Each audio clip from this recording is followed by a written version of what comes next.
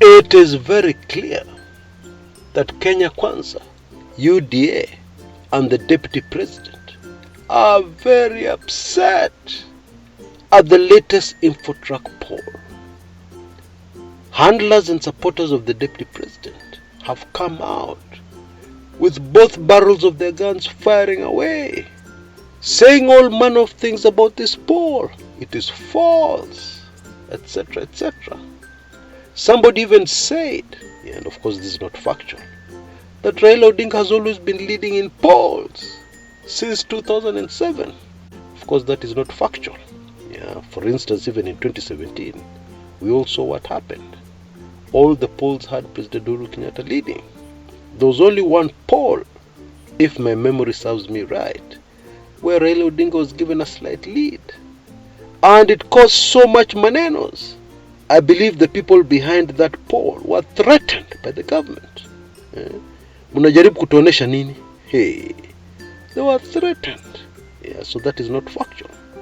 So what is this desperation that would cause people even to tell lies, to try and prove a point? Why are they so worried about this poll? Could it be that perception is the only thing Kenya Kwanza has?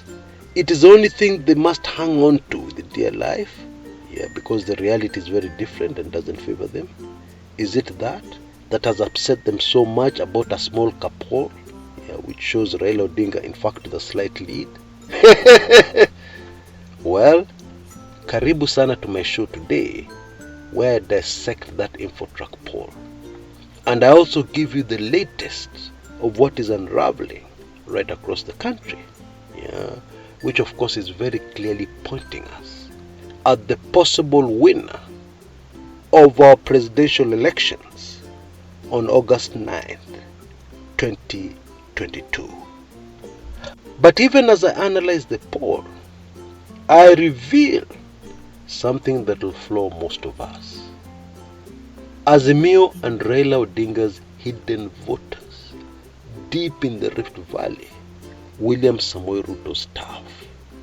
Because I've recently done a poll in that area and the results were shocking. There are actually people there, a substantial number of them, that are going to vote Baba. So stay with me and find out who these people are. This will really shock you.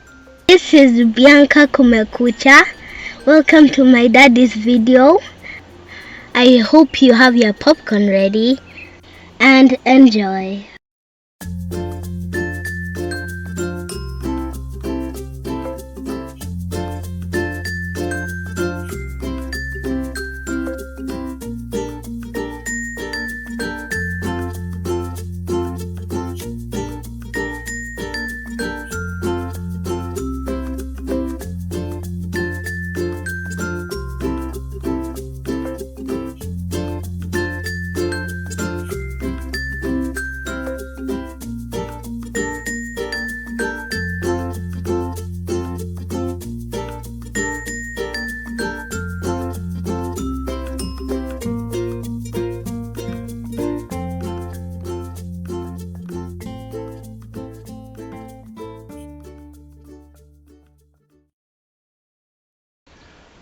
It is my considered opinion that opinion polls in a country like Kenya are useless.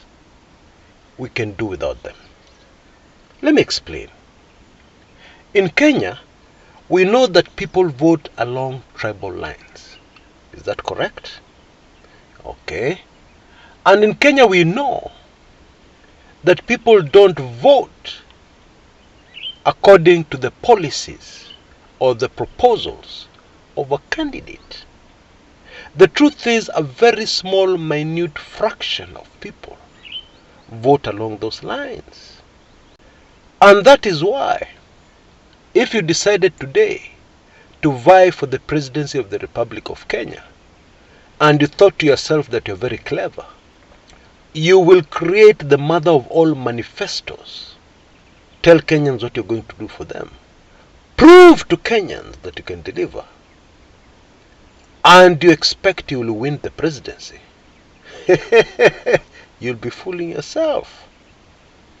So, since you agree on all those points, would you mind explaining to me what it means when we are told by a pollster that Raila Odinga has overtaken William Samoei Ruto in the polls?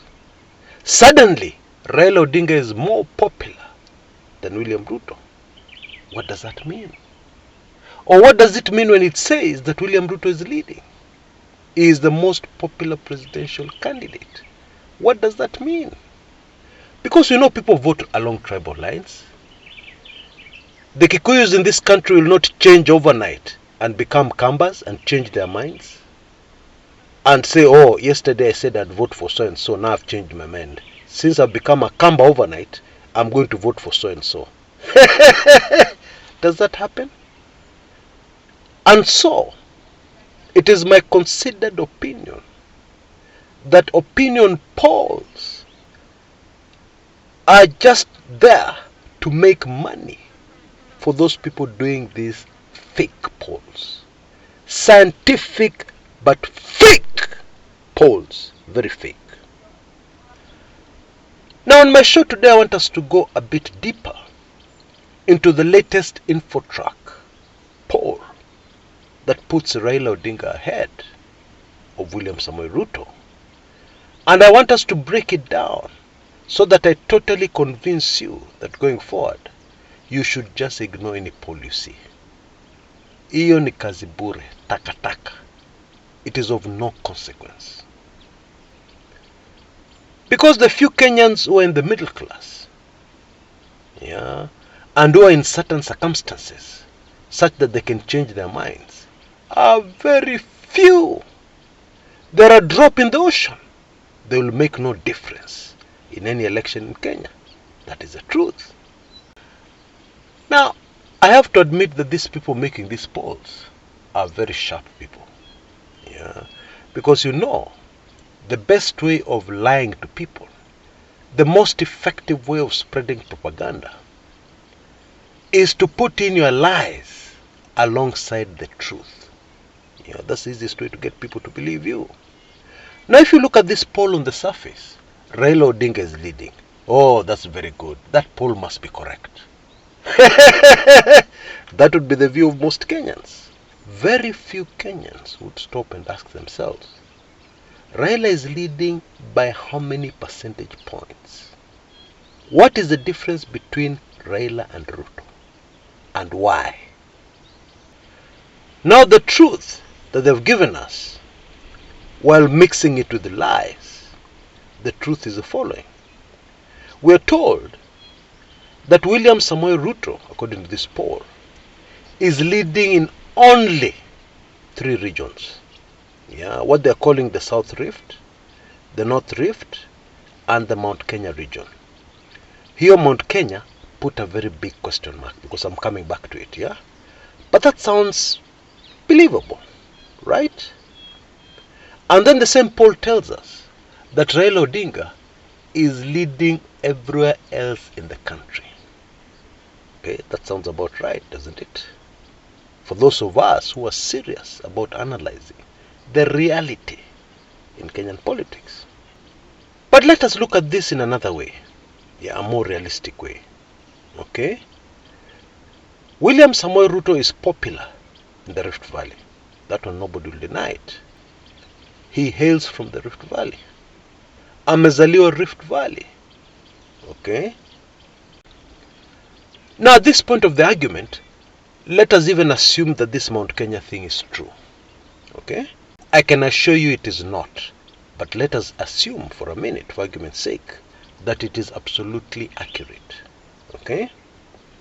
And so, William Samoei Ruto will sweep the Rift Valley, get votes from the Kalenjin community almost to a man, and he will get a huge chunk of the Mount Kenya region vote. Let's try and compute and see what kind of figures we're talking about. Now the total number of registered Kalenjin voters, wait for this one, because it will shock most, is 2.7 million only. Okay, those are the number of people hailing from the Kalenjin community who are registered voters. Now, assuming a 90% turnout, that is a huge turnout. Yeah, that is a crazy turnout. Assuming a 90% turnout, William Samoei Ruto will end up with 2 million votes. Okay? Now already I can hear somebody asking me, hey Chris, hizo votes zingine zilienda wapi? Hakuna hot air. Yeah, here we're dealing with reality. Real figures. Reality in politics. Now, according to the Infotrak poll, Ruto is leading in the Mount Kenya region because he has 52% of the vote. Okay? Now, the current number of registered voters in the Mount Kenya region is 5.9 million. Okay? 52% of that is roughly 3 million. Therefore, the total number of votes William Samoei Ruto would get would be not more than 5 million.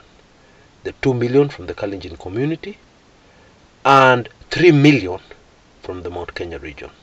Yeah. In other words, Ruto would end up getting more votes from the Mount Kenya region than from his own home region. Aye? Does that make sense to you? Anyway, maybe it does. Okay? I don't know. You tell me.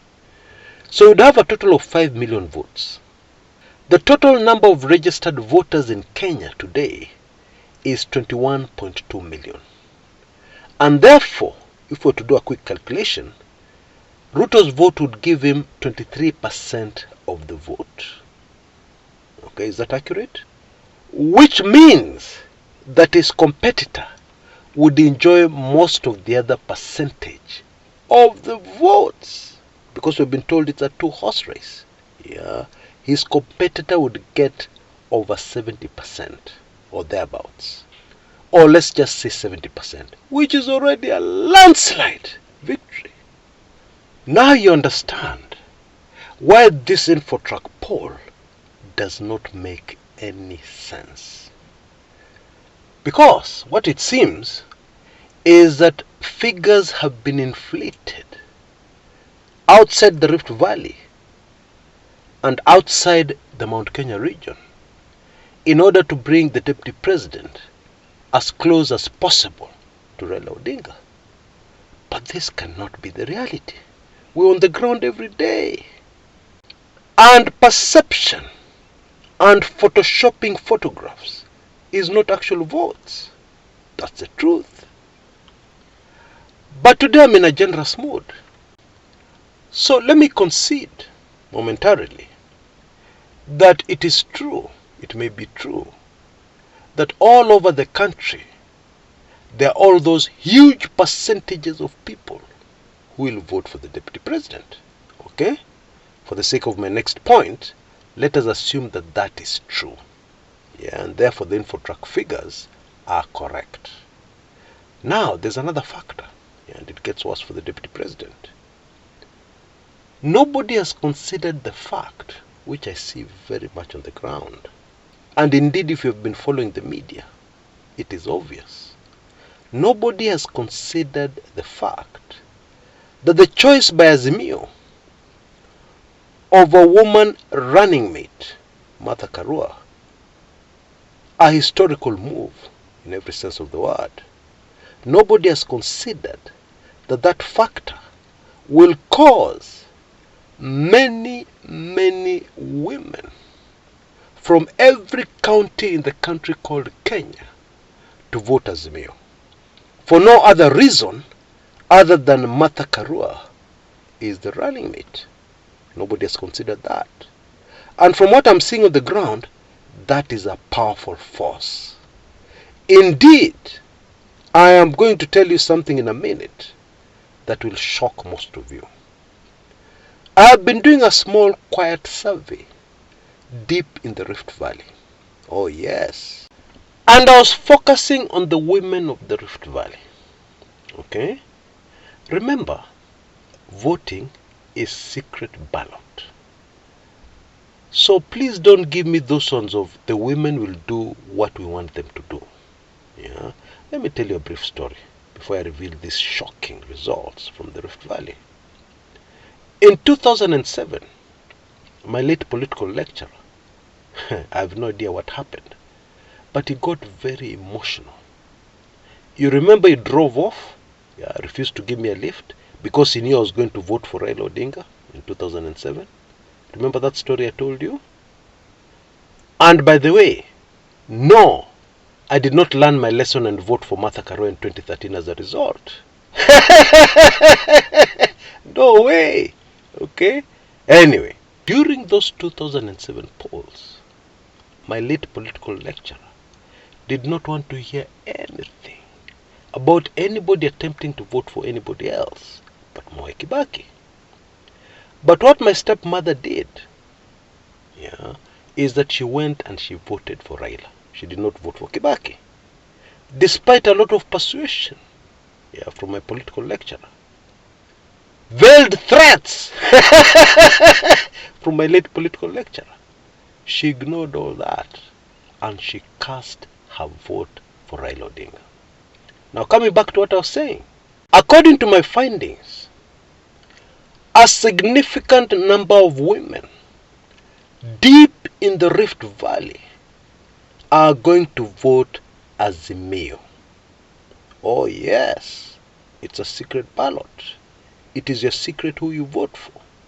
They're going to go into the polling booths and they will cast their vote for Azimio. Okay? Now let me also give you a bit of background. There have been a lot of undercurrents amongst women in the Rift Valley against the Deputy President. I'm not sure why. It may be because of his character and the way he treats women. Because you can't fool people from your home. I can come out of my home and fool you guys about the sort of person I am. But the people within my home area know me well. It is very difficult to fool them. If you visit them, they'll tell you, no, Chris Kumekucha is a fraud. He's not that nice guy. No, he has done this and that and that. So I'm not exactly sure what it is. But those were my findings. A significant number of women in the Rift Valley will vote Azimio. So what that means is that already the 2 million we're talking about from the Rift Valley is going to be eaten away. I have no idea by what percentage. And I don't want to give you the figure I have based on my findings, because somebody will set this channel on fire.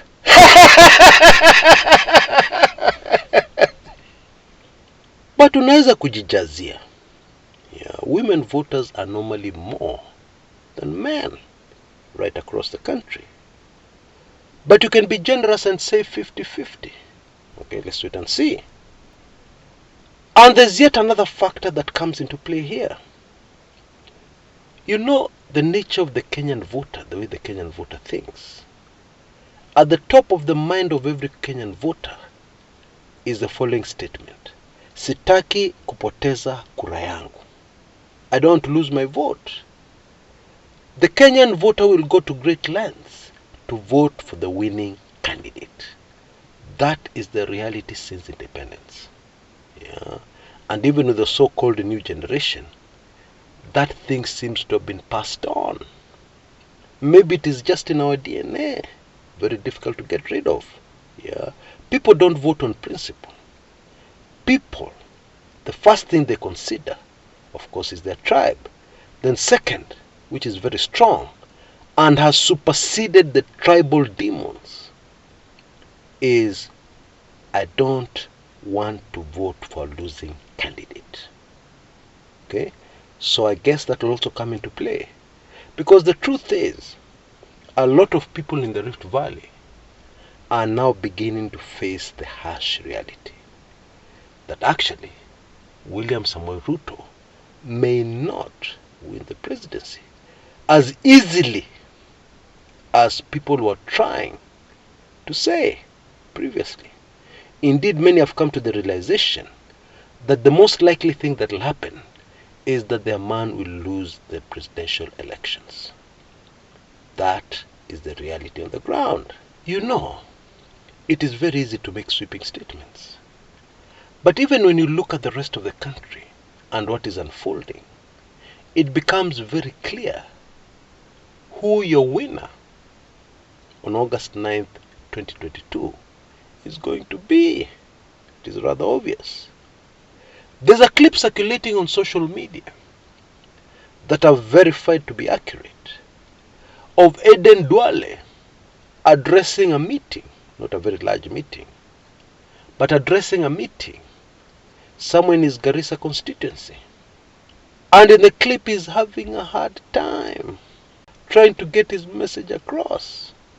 Clearly the people of Northeastern are not interested in anything else other than their Azimio chaps. And then towards the end of the video, something very ashaming happens. Mtu anajaribu kuvuta trouser yake chini. What? That is crazy. And it is not something anybody would be happy about. It is something that should be condemned in the strongest terms possible. However, it clearly shows us just how popular Bwana Duale is in the northeastern region. You see, if we're to talk the truth, since independence, the way northeastern politics goes is by consensus. Democracy and making your own personal choice in the northeastern doesn't exist. Elders sit together, they sit together, the people, and they agree this is the best way forward. And all of them vote like that. There's no split vote in northeastern.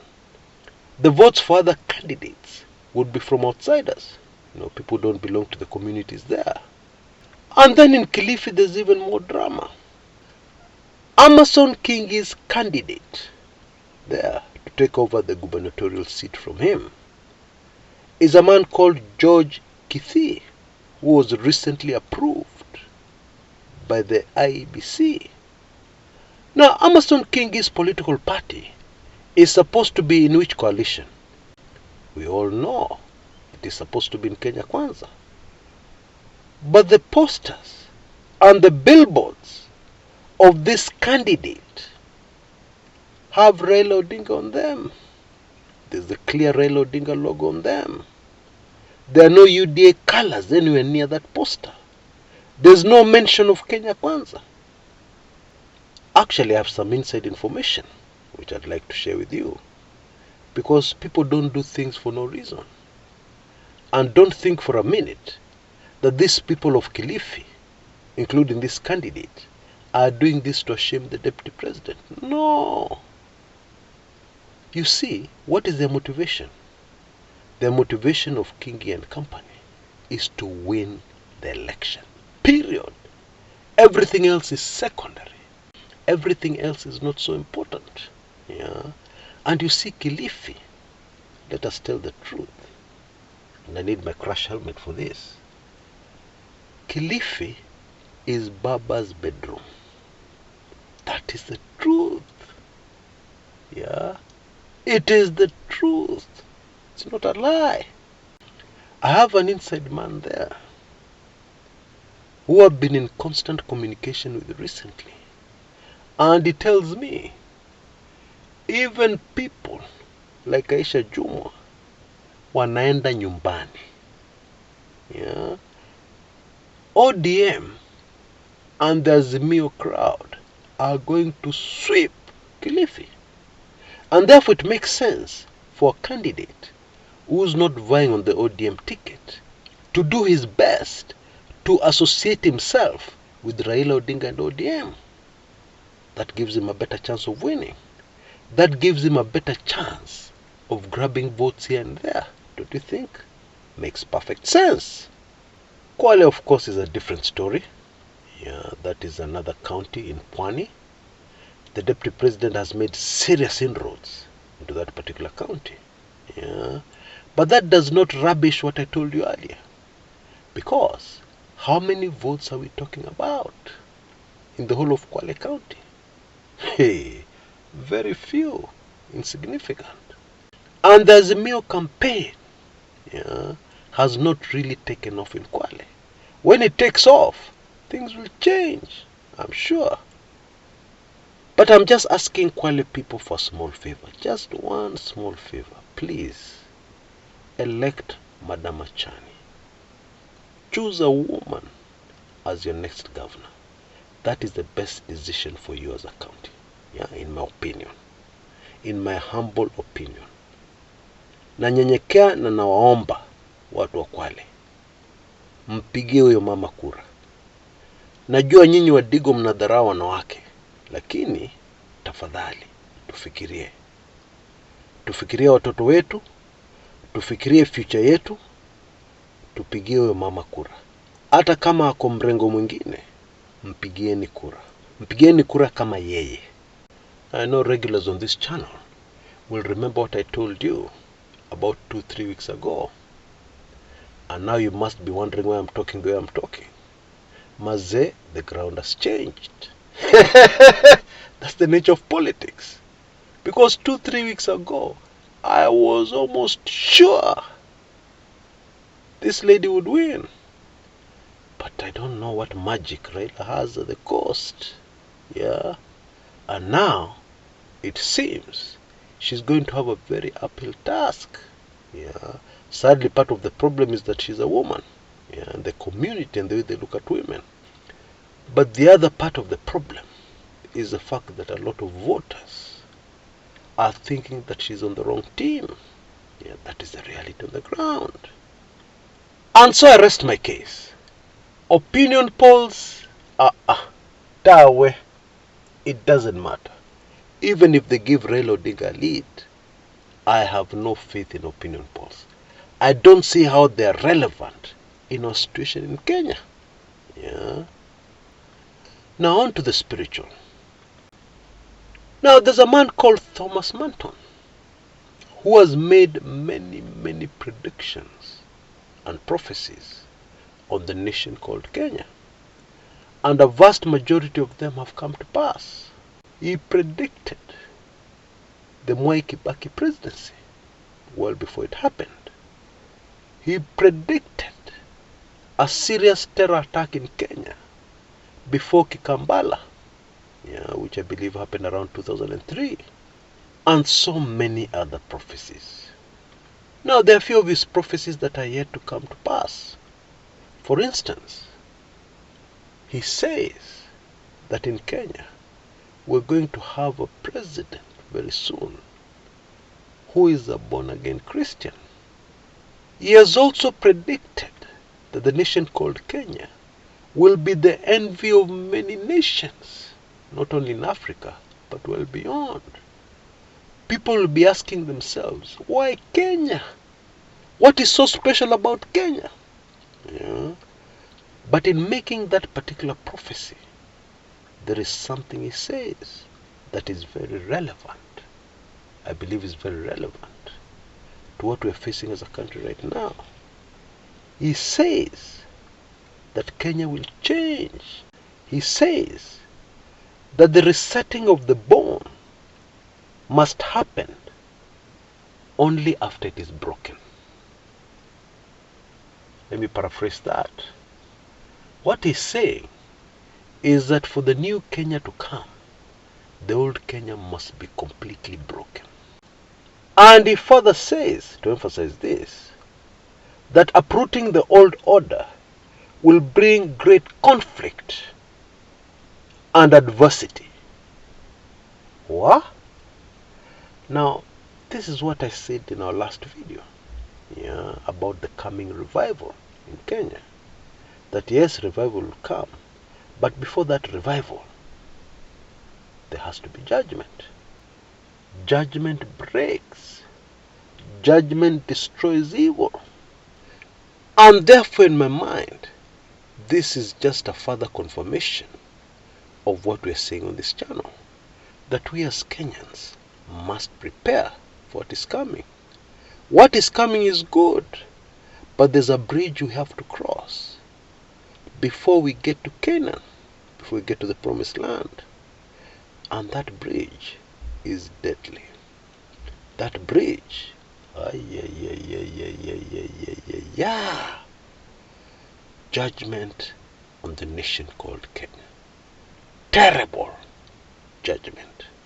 And so I'd like to encourage us to continue in our prayer, to continue to repent, to continue to ask God Almighty to forgive, to carry the sins of our nation, the bloodshed. One of the commentators here was reminding us, and she was saying, maybe what broke the camel's back was the Kiambaa incident, where women and innocent children walichomwa ndani ya kanisa. Well, judgment will come, and those are the things we have to repent. Repent for Kiambaa, as if it was you who was involved, as if it was you who engineered it. That is the right way to do it. Because when God looks on the nation called Kenya, He is looking for those who are repentant. He is looking for those who can stand in the gap for the nation called Kenya. And I can assure you, this will have a huge impact in the coming judgment. It will have a huge impact in the mercy the Almighty shows the nation of Kenya, even as He judges us. And you know, if you become aware of the evil that was done in 2008 alone, early 2008, which is in my book, Let the Blood Flow, very well documented. I put in a lot of work into that book. I wrote a lot of it as the clashes were actually happening. And I didn't know why I was being led to do that. But now I know it is important. Because when people are being judged, somebody may stand up and say, no, Kenya is a religious nation. Kenyans are not so bad. There's no evil Kenyans have done in comparison to X, Y, Z. But when you read Let the Blood Flow, that classic ebook, I am sure you're going to change your mind. And you're going to realize that judgment upon us is fully justified. Now you can see details on your screens right now. That offer is still ongoing, but will end at any time. The minute I start posting the video versions of this ebook, the offer will end. So I'd advise you, please rush and take full advantage of it. Use those details you see on your screens right now, and act immediately. God, remember mercy for the nation called Kenya. Forgive us for our very evil ways. Until next time, this is Kshs. Kumekucha.